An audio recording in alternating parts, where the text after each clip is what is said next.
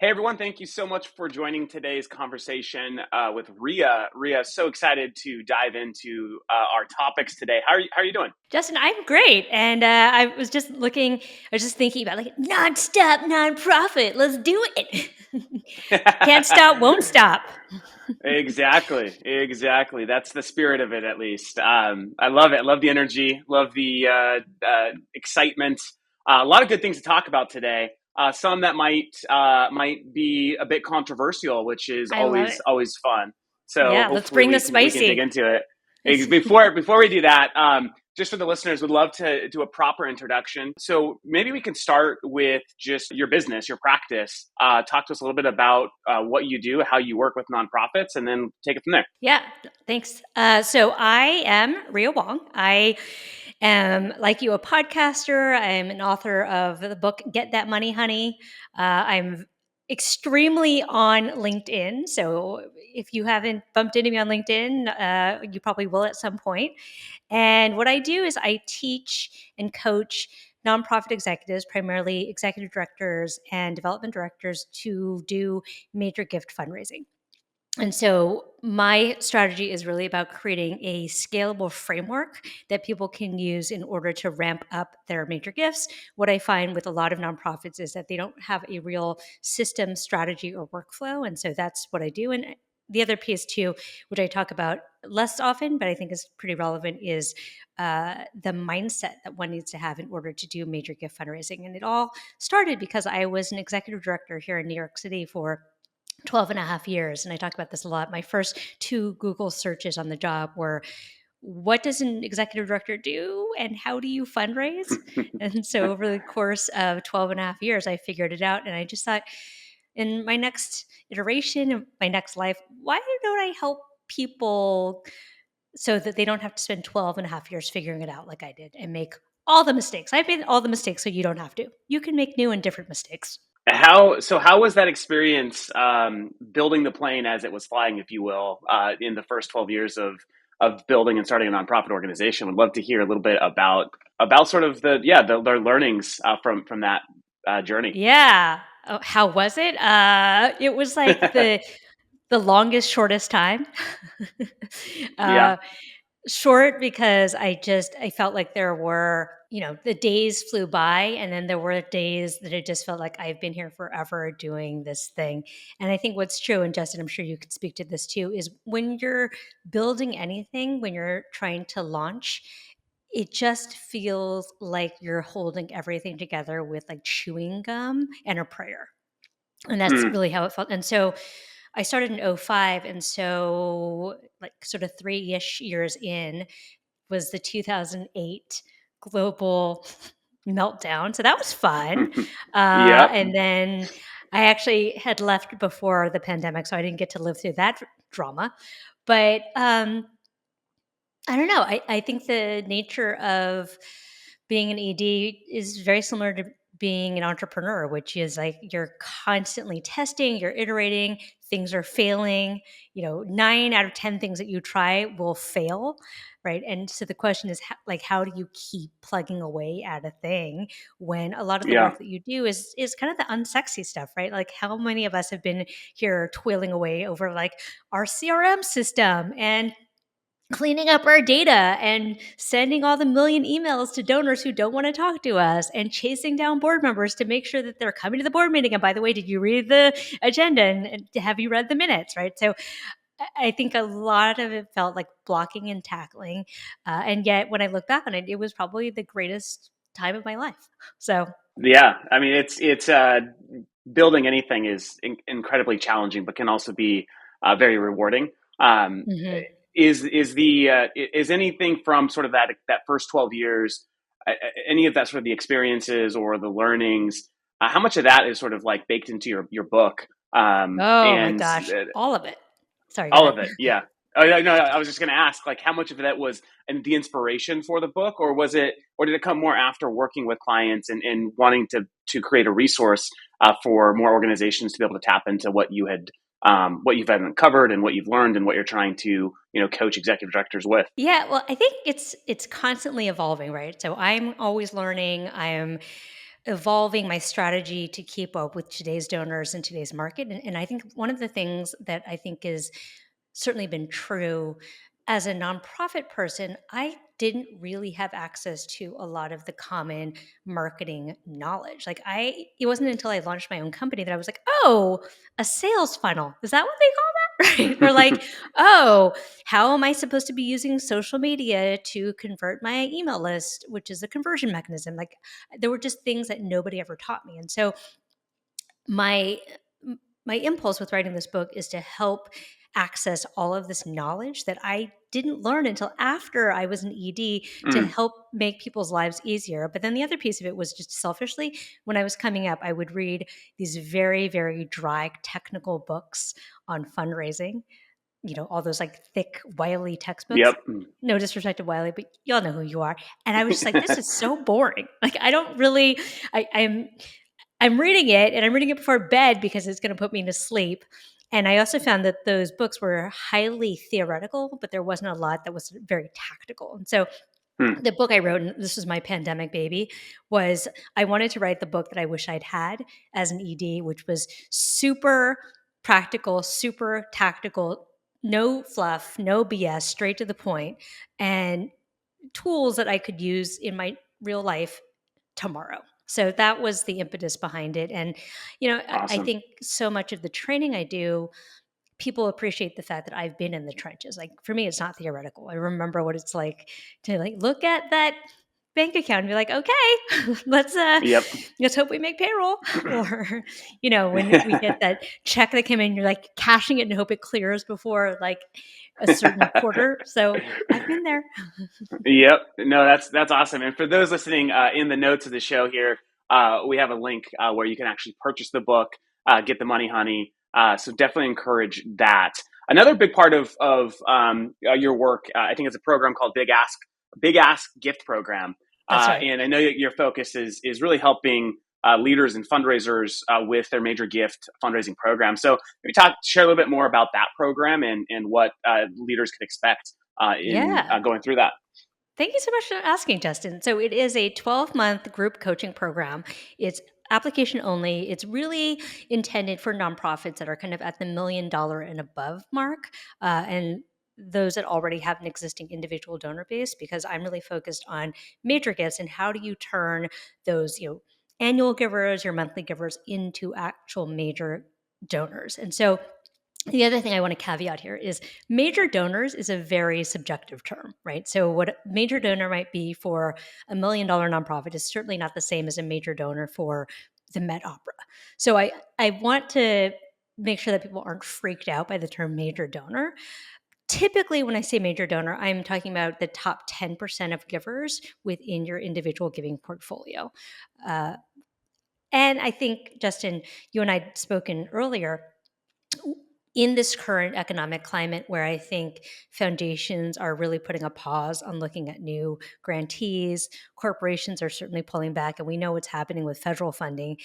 To my mind, now is the time that you should really be focused on your individual donors and more specifically your major gift donors, because they tend to be the most generous. They tend to be unrestricted, and you tend to be speaking to the decision maker versus, say, a foundation where you're like, well, I know I'm talking to the program officer, but they have to take it to the board, and I don't get direct contact. So, for those out there listening, if you have not already put effort into your individual and major giving program, this is your alarm.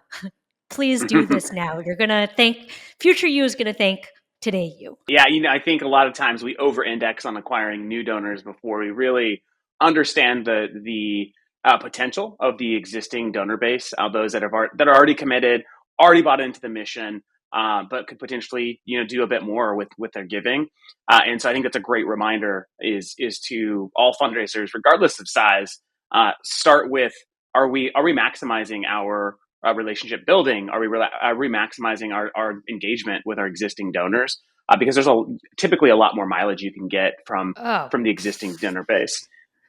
Justin, wait, can we sounds can like we sounds like pause you agree with here? that. I have so much to say on this. Okay, so when I talk about building an organization, there are really four levers that I look at, right? First is lead generation, which is literally how many eyeballs are on you. Second is conversion. How many of these folks are you converting into donors? Third is average donor value. And fourth is retention.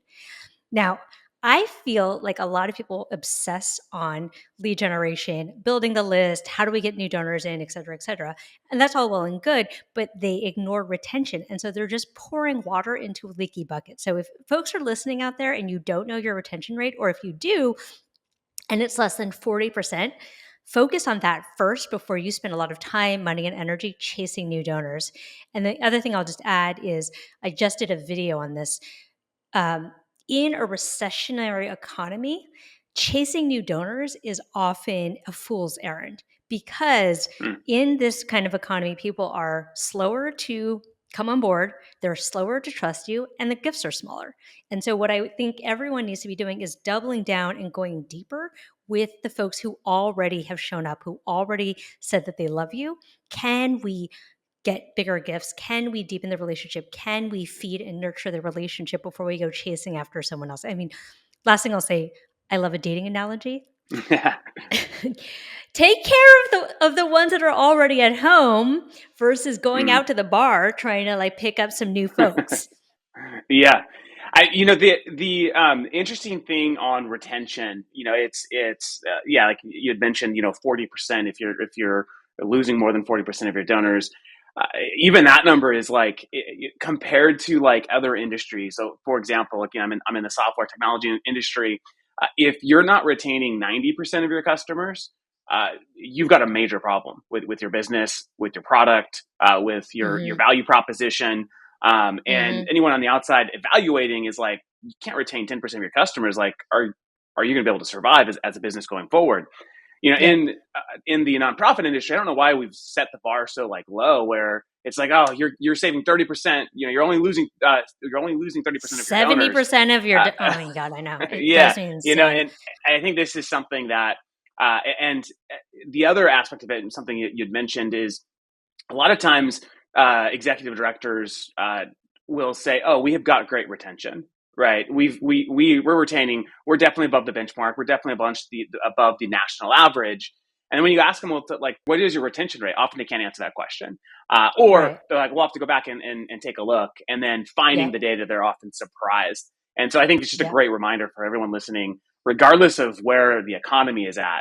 Focus on building a solid flywheel that your Yeah. donors want to come back each month to Yeah. give, because that's the most valuable asset you have as an organization. Can I rant Yeah, on this for one yeah, second? yeah. Do So it, please. I have lots of feelings on this, and where I'm going to point out sort of two areas is one, I think when we under resource our development staff, that's when we don't actually literally have the time to do good stewardship. Two, I'm going to put this at the feet of board members. Like when board members are putting pressure on execs to constantly like bring in the money without thinking about the long term. I mean, I think there's so much about the way we do business that is short term oriented. We're like, we got to meet this next quarter. We got to meet this like end of year budget, right? We forget that fundraising is for the long term. Like where the money is in the 10th gift, not the first gift necessarily.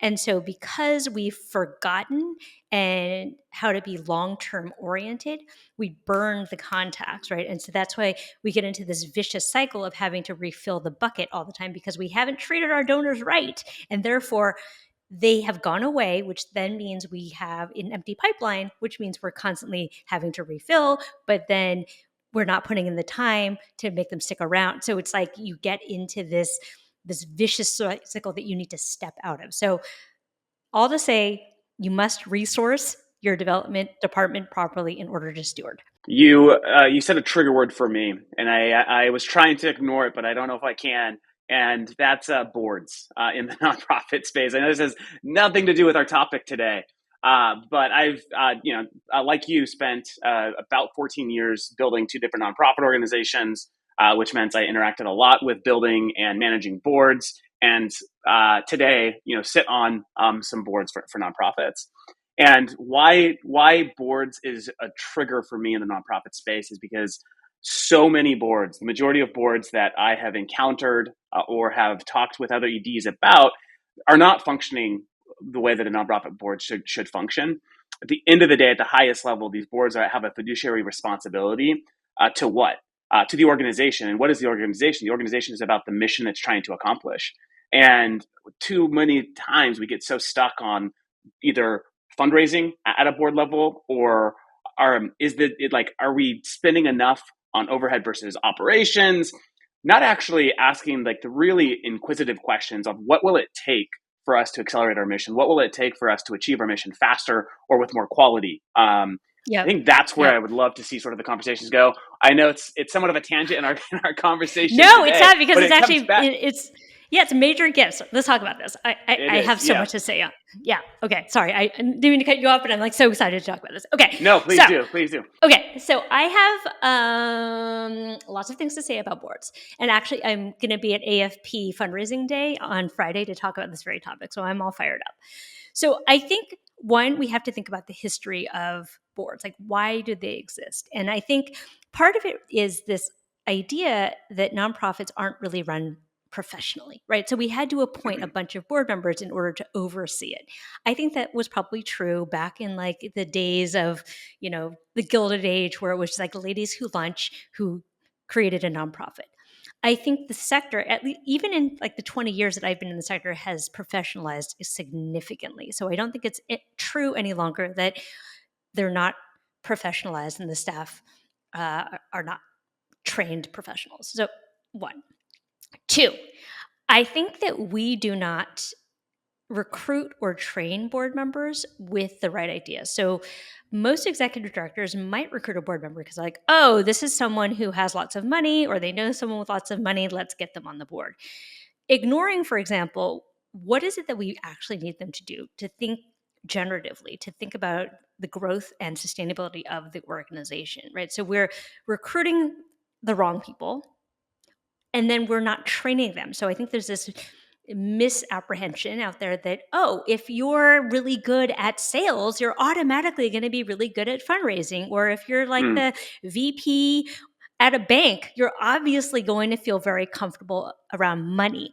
I think that these are not necessarily true. And I think as EDs, we don't ask the question, right? And then, and this is where the bee in my bonnet comes in. Not everybody, that's not fair. A lot of people recruit board members with the idea that, well, you have to be engaged in fundraising, but they never actually tell them what fundraising means. They mean, in the mind of the board member, they think it means solicitation. Like, you want me to be out here right. like asking people for money. What we know, or what we should know as executive directors or development directors, is there's so many parts of the process of fundraising that have nothing to do with solicitation. And look, if someone wants to be a solicitor, like, fantastic, let's do it. But you can open relationships, you can host events, you can write thank you cards, you can't, like, there are so many things that are fundraising that are not necessarily solicitation. And so I think when we are narrow in our perspective of what fundraising means, we leave a lot of money and potential on the table. Absolutely. No, that's great. And just to sort of kind of put a bow on that, it's, the way I think about it in that context is sort of the board at the highest level is like the gatekeeper, or becomes the gatekeeper for the ED and the executive leadership team's vision on how they're going to accomplish the mission. And they're not the ones innovating. The board's not the ones innovating the vision. They're not the ones creating the Mm-hmm. vision. It's Mm-hmm. they're buying into the vision, and they're saying, yes, like, we're gonna help you achieve this. This is why we're, providing fiduciary sort of responsibility. So let's go after it and let's get it. And they're the sort of the guardrails to keep the team on track with that initial vision is. And of course, like, there's like the fundraising fund, like you mentioned, that comes up as part of sort of the job and the role. But I just think that there can be so much more optimization at that level. And the reason why I have this perspective is, like, when I started Funraise, we're a venture backed company and have investors that sit on our board. I was actually Mm-hmm. really my eyes were opened to the effectiveness that a board could have on an organization when the board acts in that way. We're here to Mm-hmm. support the vision and of the executive team, They're the ones who are going to execute and be able to deliver. And I think that's just such an important dynamic between nonprofits and boards. A Yeah. lot to unpack there. I do want to go back to something you had mentioned on major donors and how you talked about sort of like the top 10%. It could Yep. be somewhat subjective, and so a good way to kind of frame it is like your top 10% of donors. So Mm-hmm. let's say that like for organizations maybe in that sort of like million and above category where there isn't maybe a ton of sort of delta between like the average gift size of your core base.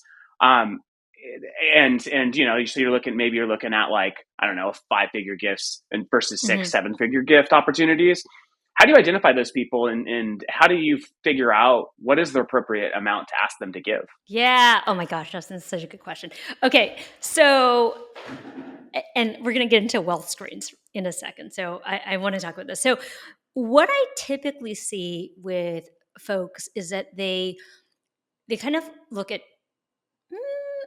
like two data points when they're identifying major donors. They're like, okay, maybe we have a wealth screen. Do they have money? Good. Have they given to organizations similar to ours? Like, is there some kind of rating? Yes. Cool. And then do we have a way to get in front of them, right? Maybe it's a board member, maybe it's a LinkedIn, whatever. And then based on that, they will do a reach out and they will try to guesstimate at an amount. And I think both those things are a mistake. So let me talk about why. So one, when we rely on wealth screening data as the first filter indicator of should we reach out to this person, I think it ignores context. So when I say context, I'm also thinking about other signals. Are they on our email list? Do they open our emails? Have they come to an event? Have they shown any inclination or interest in the work that we do? Like, is there any kind of engagement there? Uh, how close are we related? How much does this cause intersect with this person's life story, right? Absent all of that data, if you're just looking at do you have money, it's very inspecific, right? This is why people say ridiculous things like, "Well, why don't we just call Oprah slash Jeff Bezos slash Bill Gates?" I'm like, just because they have money does not mean that they're going to give it to you. So, one, I think using wealth data in the context of other data is really important. Two, if you have to ask how much you have to should ask for, you don't know your donor well enough. Hmm. So I think it's quite disrespectful for me to come up with a number without a conversation with you about a number that feels right to you, right? Like, how do you know? Like, how do you know, right? Like, one, you don't know what's happening in my life. You don't know what my timing is. You don't know what my capacity is. You're guessing based on publicly available information, which is also like a little bit creepy, I have to say. And then the other thing is you don't know why that amount might make sense for me, right? So for me, I'm really leaning hard and I'm hoping to create this with in the whole ecosystem with permission consent based fundraising.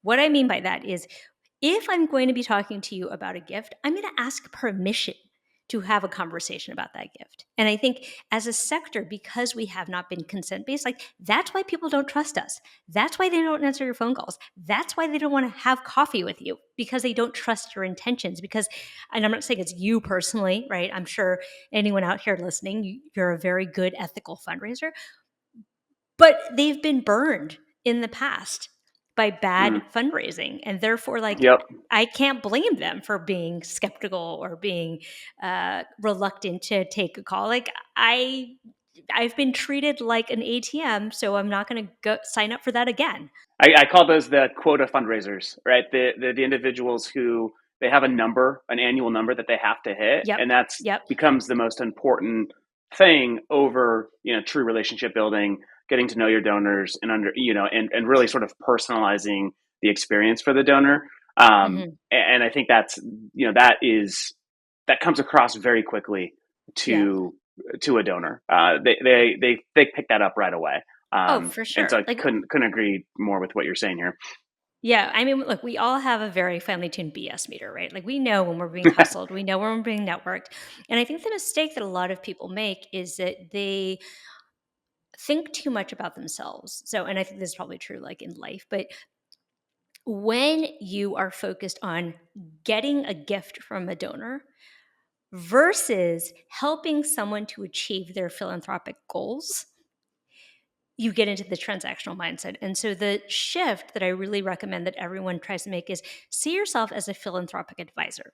See yourself as the Yoda to your donor's Luke Skywalker. And ask Hmm. yourself, how can I give and provide value first and show up authentically, genuinely working on behalf of my donor? And that's when relationships bloom, because people know when you're full of it. Yeah, I like what you said about sort of these like signals, right? And sort of being able to identify like major donor opportunities, and sort of like way kind of I'm kind of like triangulating that is sort of like, kind of three key sort of pillars. And some of what you mentioned, one is sort of the context, like just the real context you have, like you mentioned, with your donor, the events they've attended, your interactions, your conversations, your emails, your text messages, all this like data that like you've created over time with this Mm-hmm. donor, like that is like probably the richest content you have and the richest context you have about the donor in terms of reality, factual, and so forth, right? The second signal is like wealth and donor prospect data, right? Which can be either over indexed or under indexed depending on how you utilize it. Over indexing is you forget the other context, like we just discussed, and you just kind of take this data as like the source of truth and say, Mm-hmm. Sally Sue is worth 500 million, so I should be asking Sally for $1 million gift. But the Mm-hmm. context that you might have is, well, Sally's only given $1,000. Right. So what is the difference between make the potential and what she's actually given us? Understanding sort of like what's in the middle there is, I think, is pretty critical to understanding.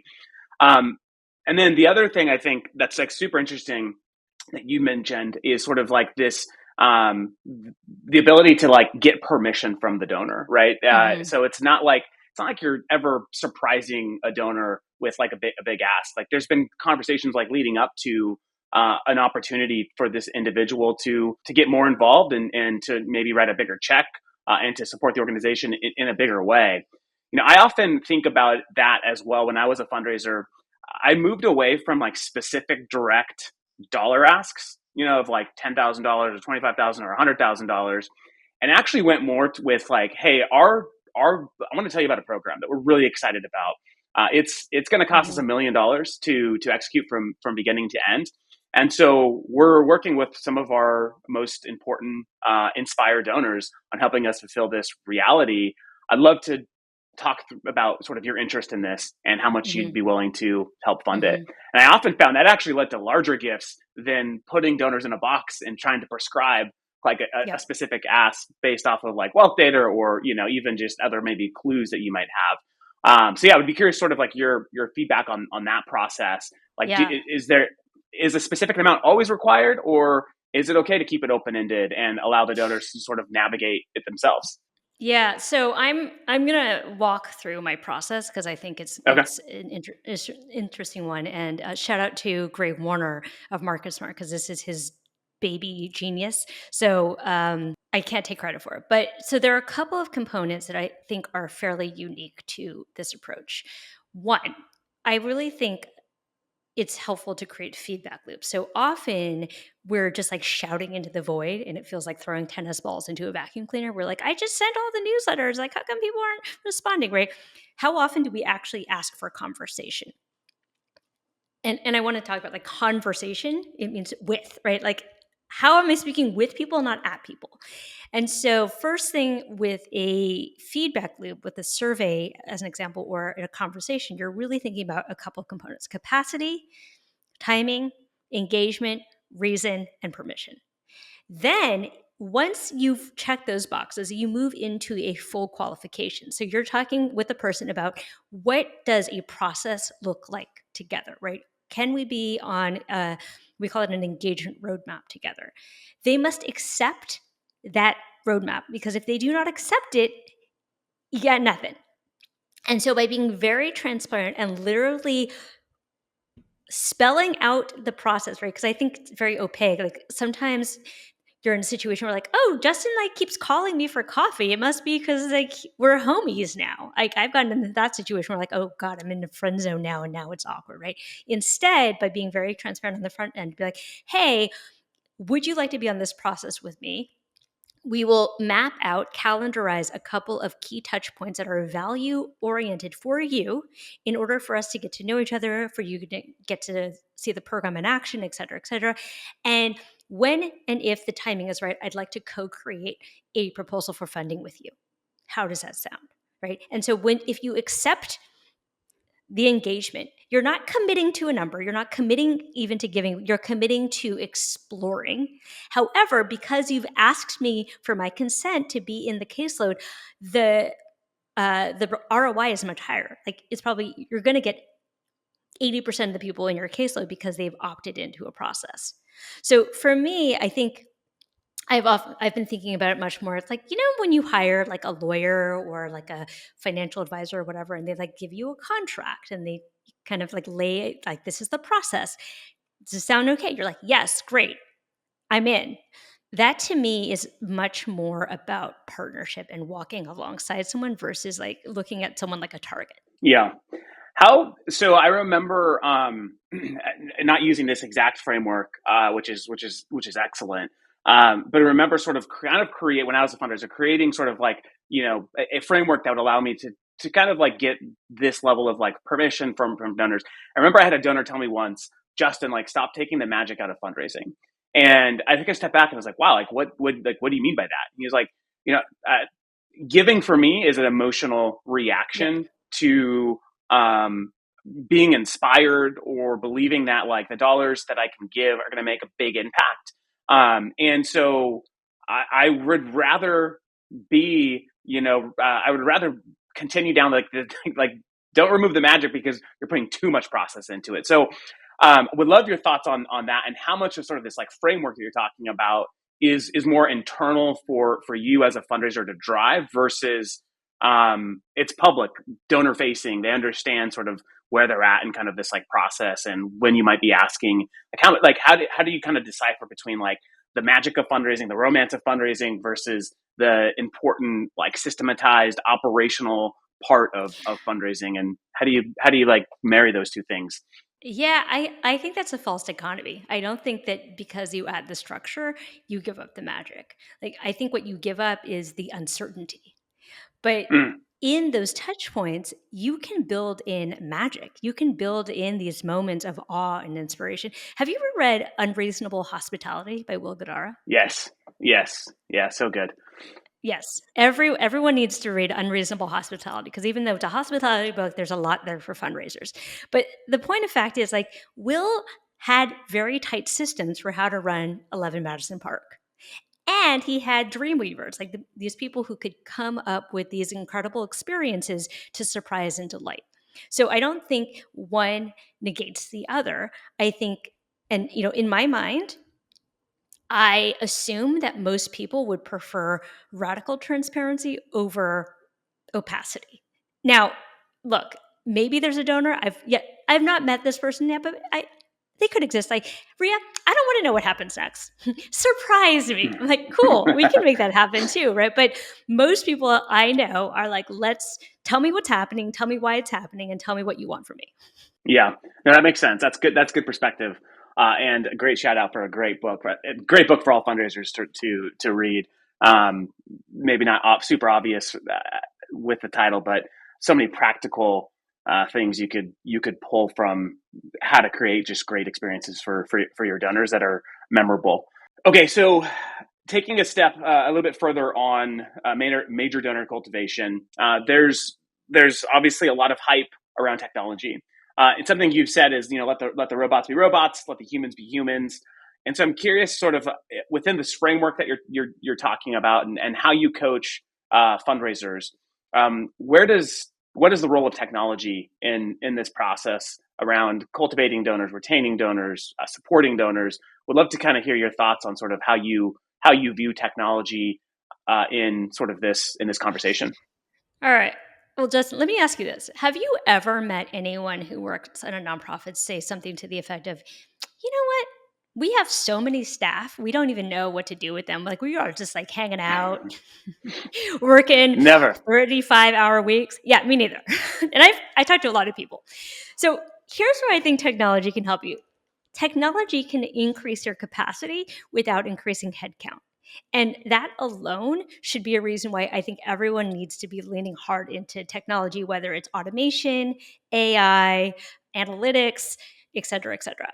So it's a way to increase your capacity. So that's the first thing. The second thing is it is a way to personalize at scale. And so when we talk Mm. about things like stewardship and how do you make people feel good, at the end of the day, you're trying to make people feel seen, that you know who they are and that they truly matter.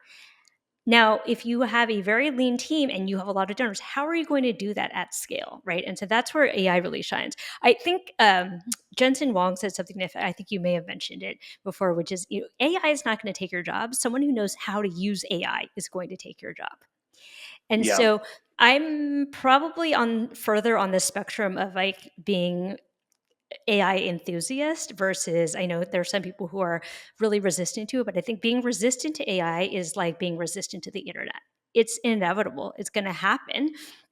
So I think the choice that you have to make right now is how do you learn to use it responsibly and intentionally before the robots kind of bang down your door. Like, it's coming no matter what. Like, the Pandora's box is open. We're not putting the toothpaste back in the tube. So how can you learn to use it? And it's so interesting. The other day I was doing a training and I mentioned the use of AI and someone goes, is it safe? And I was like, what does that question mean? Like, what do you mean, is it safe? Like, would I be putting personal data of my donors in it? Absolutely not, right? Like, we want to think about the data lakes. But can I use it to spin up a pretty specific email in my brand voice? Yes, I can. And in fact, I don't know if this is possible. I have a donor decoder custom GPT that I made that helps you to not only identify who your ideal donor is, but then will use AI to create messages and emails that are really resonant with that particular donor. And so that's what I mean, customizing at scale. Now, obviously, I'm not saying like we should just be willy-nilly and use AI without guardrails. But I do think that if you're not leaning into it, you're going to be left behind. Yeah, no, absolutely. I think Zapier, they actually came out with like a really interesting framework for organizations. I think this is like good for nonprofits, for profits, any industry, because like you said, it really is sort of the internet moment Mm-hmm. for where we're at with AI. And they basically like looked at sort of like the way to think about AI fluency within an organization is like through four pillars. One is and how they sort of like rank their employees. It's one is unacceptable, capable, adoptive, and transformative. Transformative. Mm. And basically, like if you're like labeled as unacceptable, you have sort of like you're negative towards AI and sort of how it could actually impact your day-to-day tasks, your workflow. And if you're on the other end of the spectrum, you have like optimized AI in a way that has made you a more effective employee, that's given you the ability to do more high value things and let agents do the lower value work that they're really good at, you're doing. How this like relates to fundraising and fundraisers, especially organizations with larger donor files, it's really hard to bring all the context that we were talking about earlier into a summary of an individual donor's relationship with you and the organization without being able to generate a summary based off all of that data. These are the types of things that I'm really excited about for fundraisers to adopt, because Mm-hmm. it will give them a better perspective on their donor files in real time, and be able to truly understand the how much an individual is engaged with your organization, far more effective than you'd be able to do that Yeah. analysis across the board. So But I'm going to add two caveats here about AI, which one, for someone like myself who's a bit of a tech enthusiast, I think that there can be a tendency to go a little bit overboard in terms of like, I'm always looking at YouTube and other sources, Reddit, et cetera, for new uses of AI, there are like a bajillion tools out there. And so I think for me, it can become very easily overwhelming to think about like, oh, I could use this tool, or like I'm on this platform and this platform. Like right now, I'm probably paying a ton of money for things that I signed up for to test drive and didn't do anything with. So I would say if folks are out here trying to think about how to get a toe in the water on AI, like try one or two things. Like don't do what I do. Like I'm like a kid in a candy store and I'm grabbing all the things and shoving it in my face. So it's probably not how not to do it. Yeah, Second, I think there's discernment, right? So I worry that we will outsource thinking to the AI. So don't do that. And I think what I mean by that is when you're just blindly cutting and pasting, when you're not thinking critically about like, does this actually make sense? Is this the next right step? That is when we really lose the value of AI. Because, like, for example, right now I could go to ChatGPT, I can ask it a question, but I have to think about, does that actually make sense in the context of what I know about this person, in the context of my expertise, my experience? And then I can wrestle with it and it will give me a completely different answer based on the inputs, right? So I think we cannot let AI do the thinking for us. We still have to think. It's like having a calculator, right? Like I can calculate really quickly, but if I'm actually working on the wrong problem, it doesn't really matter. exactly. Yeah, I think that's the key is you need to know what is the problem that you're trying to solve, and does it make sense for AI to be involved or not, right? Like that's the core of it, is understanding what is the problem, what's the pain point, what's the thing that can be improved, whether it's quality or efficiency, and what's the right tool to do that. It's cliche, but it's the people process technology cliche of like you got to have like the right people, the right processes, and finally the technology will there to support what's been built. So love that perspective. I know we're coming up here on time, and so the question I love to end on with every guest is to hear a bit more about sort of your vision. What are you excited about over the next the rest of 2025 or into 26? What are projects or key things that you're working on that you'd like to share that you're excited about and revved up about? Yeah, thanks for asking. So I'm really hoping that people are kind of waking up to the necessity of major gift fundraising. So I'm hoping that that's true, which means I'm hoping that lots more people will work with me. So check that out. At rheawong.com. And then I actually think this AI is really, really interesting technology. And so one of the things we talked about was, you know, you were talking with an AI bot and you didn't realize it was an AI bot. The other day, I Mm. tried to use an online technology to create an AI avatar. I'm going to say it was not great. I was so excited for it because I was like, I could create videos at scale. And it looked like garbage. I was like, nope, we're not quite there yet. But I think the technology is changing so rapidly that I think, gosh, in 6 months, we're going to look back in this moment like, whoa, we were really in the dinosaur ages. So I have, again, maybe I'm overly optimistic, but I think that this technology can really change our sector for the good.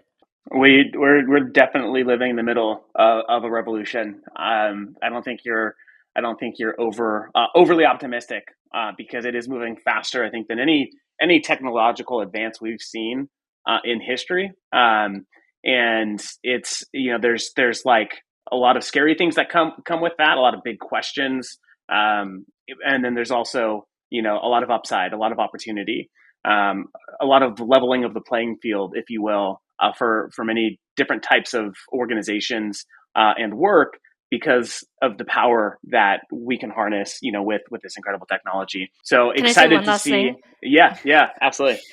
So the last thing I'll say about that though is even as technology is increasing our efficiency and productivity, I think as humans, we are hungry more than ever for connection. We want to belong, we want community.